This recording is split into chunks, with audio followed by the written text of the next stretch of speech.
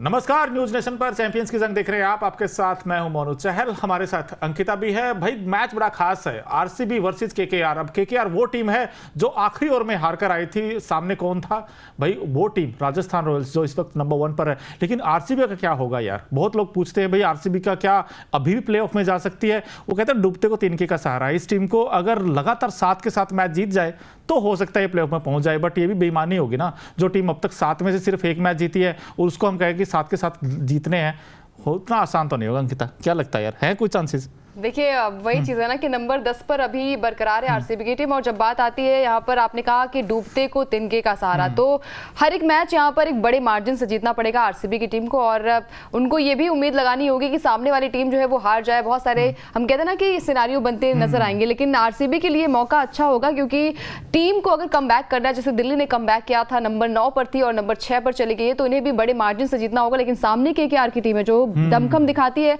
बल्लेबाजी इनकी कमाल की है, गेंदबाजी कमाल की, और हर एक बैट्समैन में वो कैलिबर नजर आता है मोनू। लेकिन आरसीबी की बात की जाए तो आरसीबी में सिर्फ एक और विराट है। विराट के अलावा कोई ऐसा बल्लेबाज नजर नहीं आता जिसमें वो कैलिबर दिखाने की ताकत हो। इसके अलावा मोहम्मद सिराज आई थिंक इस मैच में वो कमबैक करेंगे, क्योंकि हमने पिछले मैच में देखा था कि लॉकी फर्ग्यूसन को टीम में लाने के बाद टीम थोड़ी सी अनबैलेंस फिर से नजर आई। उन्हें लगा कि शायद कुछ अलग हो सकता है, लेकिन इतने बड़े स्कोर बन गए थे ना आईपीएल के इतिहास का। ये दूसरा बड़ा मौका है और आई थिंक हैदराबाद ने अपना ही रिकॉर्ड तोड़ दिया था। 287 रनों का लक्ष्य दिया था और इस मैच में हमने देखा था कि कोई भी बल्लेबाज नहीं टिक पाया था। आपको इतना बड़ा स्कोर मिल जाता है, आपकी गेंदबाजी में वो दमखम नजर नहीं आता। तो फिर से एक बार मैं कहूंगी कि आरसीबी की टीम को है भगवान ही बचा सकते हैं, अगर दुआ ही हो सकती है उनके लिए, क्योंकि बल्लेबाजी में तो बिल्कुल खराबी है।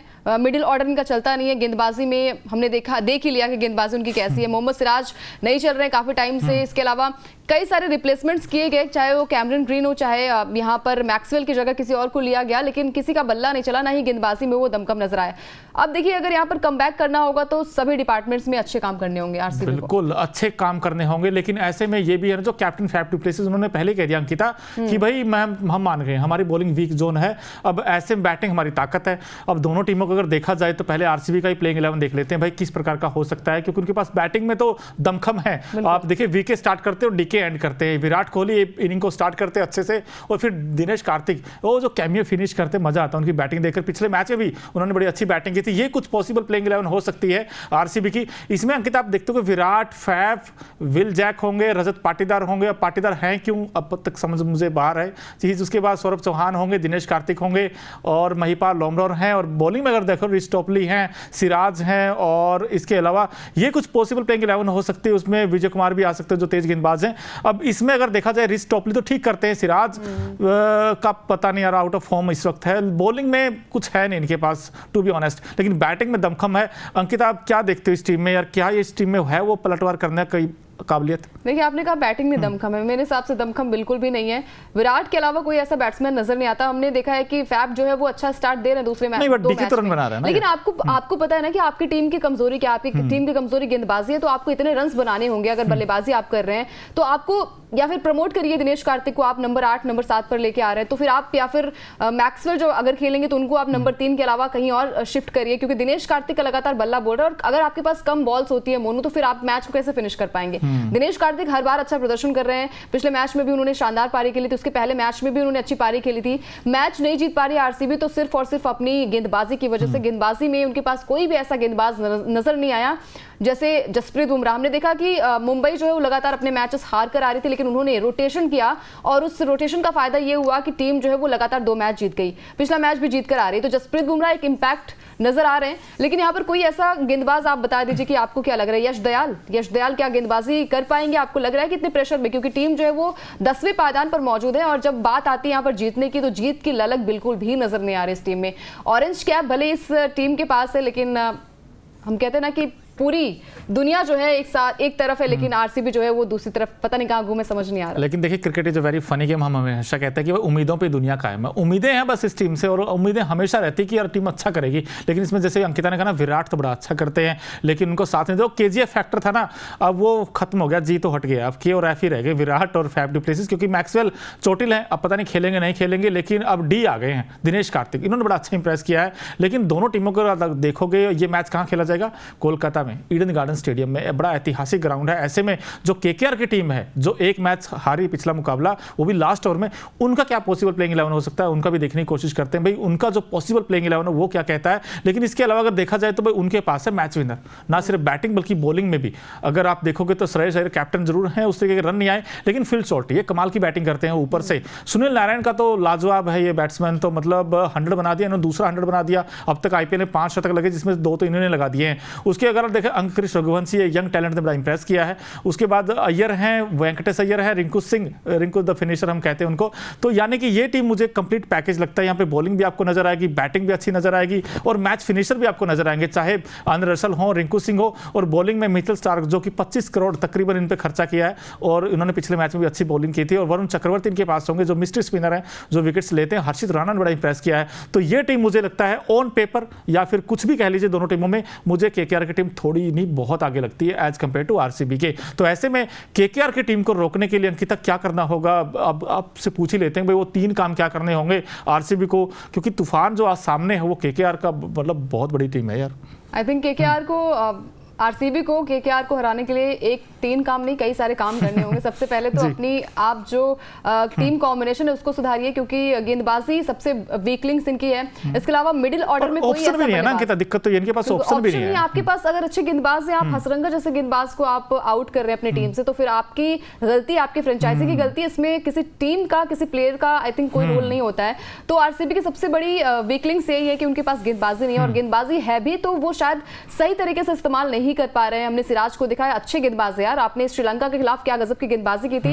इंडिया के लिए भी अच्छी गेंदबाजी करते वो नजर आते हैं, लेकिन जब बात आती है आरसीबी की तो वहां पर कोई भी ऐसा गेंदबाज नजर नहीं आता जो कि मैच को एक विनिंग पारी के एक मैच को जिता पाए। हमने देखा है कि भले ही आरसीबी कितनी बड़े स्कोर पे चली जाए, आई थिंक अगर 300 भी रन बना लेगी फिर भी वो हार जाएगी, ऐसी हमारी सोच भी है और ऐसा ऑडियंस को भी लगता है। तो 3 काम ऐसे करने होंगे। सबसे पहले तो आप गेंदबाजी में अपनी वो धार लाइए। फिर आप अगर बात करें तो मिडिल ऑर्डर इनका बड़ा कमजोर है, मिडिल ऑर्डर में बड़े नाम है लेकिन कोई प्रदर्शन नहीं करा, चाहे वो कैमरन ग्रीन हो, मैक्सवेल, आई थिंक उनकी एंट्री हो सकती है क्योंकि नेट्स में वो प्रैक्टिस करते नजर आए हैं। तो कोई भी ऐसा बल्लेबाज नहीं है। विराट कोहली के अलावा फैब और विराट अच्छे स्टार्ट तो दे देते हैं, लेकिन हम जब नंबर 3 नंबर 4 की बात करते हैं मैच को फिनिश करने के लिए, वहां पर आई थिंक दिनेश कार्तिक के अलावा कोई ऐसा बैट्समैन नजर नहीं आता जो कि उम्मीद, जैसे विराट से उम्मीद होती है तो डीके से भी उम्मीद होती है कि वो आके मैच को फिनिश कर जाएंगे।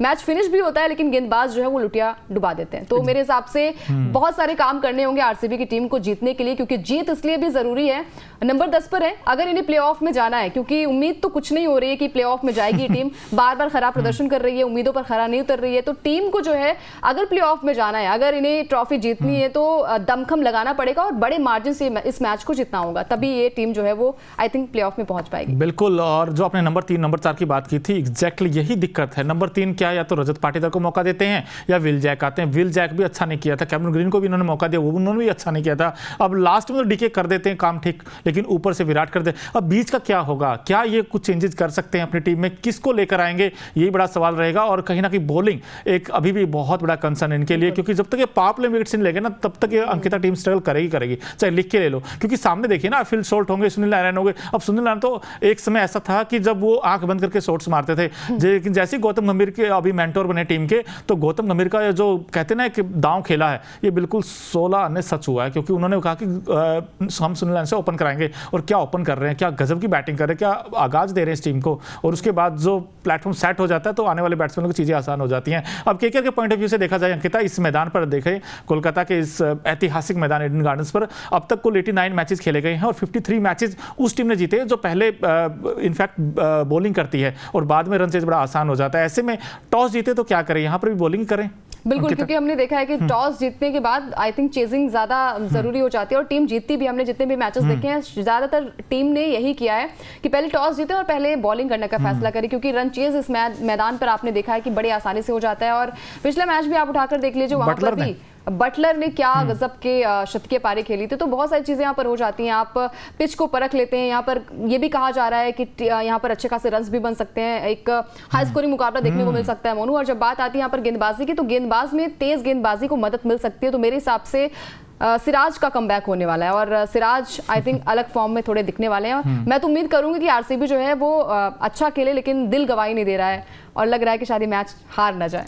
भाई जो मर्जी कहे, मैं तो इनफैक्ट बड़ा फैन हूँ आरसीबी की टीम का, और शायद अंकिता भी चाहती है कि थोड़ा सा रोमांच तो आए यार। क्यों आप लोग नहीं चाहते यार कि रोमांचक आए? अब रोमांच बनाने के लिए नहीं, अंकिता, रोमांचक तो मुझे नहीं चाहिए, मुझे चाहिए एक तरफा अंदाज में, और एक तरफा अंदाज में आरसीबी को जीतना चाहिए। यार एक तरफा तो भूल जाइए, सामने को केकेआर है, कोई और टीम होता तो तब भी चलो उम्मीद लगा सकते, लेकिन केकेआर जिस फॉर्म में है और जैसी बैटिंग वो कर रही है, मुझे मुश्किल लगता है, क्योंकि 272 बना दी थी केकेआर ने डीसी के खिलाफ, तो ये टीम बड़ी धांसू है, ऐसे में उम्मीद लगा सकते हैं। लेकिन दोनों टीमों में से देखा जाए अंकिता आपको कि ऐसा कौन खिलाड़ी है जो कहते हैं ना पूरा मतलब पूरा गेम चेंज कर देगा, एक्स फैक्टर कह लीजिए, दोनों टीमों में से आपको कौन ऐसा खिलाड़ी लगता है?